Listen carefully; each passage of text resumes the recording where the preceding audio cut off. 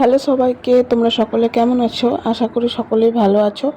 তো আমি অনেক দিন পর একটা মেকআপের ভিডিও নিয়ে চলে এসেছি। এটা ছিল আমার 18ই ডিসেম্বরের ব্রাইড। তো এখানে আমার একটা ঘটনা ঘটেছিল, সেটা সবারই সঙ্গে কম বেশি হয়ে থাকে। সেটা হচ্ছে অপেক্ষা করা। তো এই ব্রাইডের লোকেশন ছিল উখড়া। উখড়া থেকে দুর্গাপুর, আমি দুর্গাপুরে থাকি। দুর্গাপুর থেকে উখড়া আমাকে যে টাইমটা দেওয়া হয়েছিল সেটা হলো দুপুর দুটো।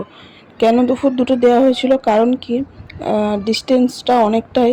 আর ব্রাইডের বাড়িতে লোক মারা গিয়েছিল, সেই কারণে যেদিন কাজ সেদিনই ওর বিয়েটা হবে নিয়ম মতে। তো সেদিনই ওর গায়ে হলুদ, সেদিনই বিয়ে। তো যথারীতি ও আমাকে টাইম দিয়েছিল দুপুর দুটো। আমি তো দুপুর দুটোতেই পৌঁছে গেছি। গিয়ে দেখি ব্রাইড বাড়িতে নেই। সে গেছে নখ কাটতে, ঘাটে যেসব কাজ হয় সেগুলো সারতে। তো সেটা করে সে বিয়েতে বসতে পারবে, সেরকমই নিয়ম ছিল।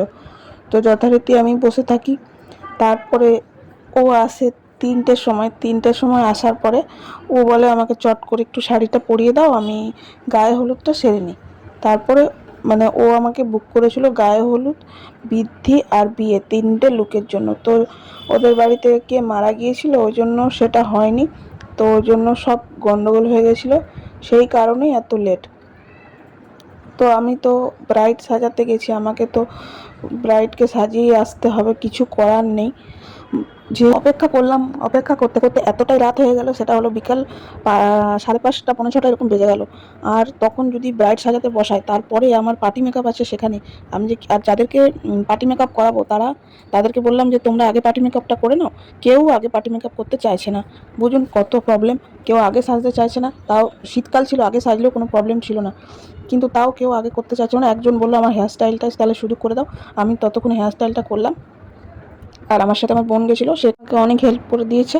তাই জন্য তাড়াতাড়ি কাজটা সারতে পেরেছিলাম, না হলে আমার বাড়ি আসতে আসতে 10টায় বেজে যেত। আর ব্রাইডের বাড়িতে কি হয় প্রবলেমটা, যে একটু সন্ধে হয়ে গেলে লোক আসতে শুরু করে আর বলতে দরজা ঠকঠক করে। এগুলো প্রবলেমগুলো তো আছেই।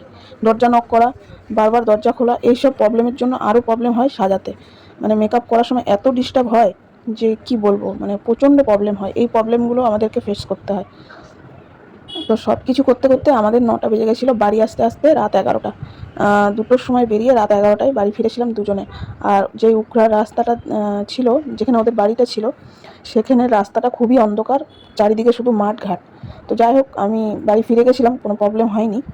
আর তারপরে ব্রাইড সাজানো কমপ্লিট হলো। ব্রাইড সাজানো কমপ্লিট করার পর আমরা যে পার্টি মেকআপ ছিল, পার্টি মেকআপ করলাম। পার্টি মেকআপ করার পর যথারীতি আমাদের গাড়ি বললাম, গাড়ি এলো। তারপরে আমরা বাড়ি ফিরলাম। তো হয়ে গেছে কমপ্লিট ব্রাইডের। দেখা হচ্ছে নেক্সট ভিডিওতে। আবার ভিডিও নিয়ে আসবো। তোমরা আমাকে সাপোর্ট করো আর ভিডিওটা শেয়ার করো। আর যদি আমাকে ব্রাইডাল বুকিং করতে চাও, আমাকে মেসেজ করো। আমাকে মেসেজ করে আমাকে বুকিং করতে পারো। দেখা হচ্ছে নেক্সট ভিডিওতে। সবাই ভালো থেকো, সুস্থ থেকো। টাটা সবাইকে।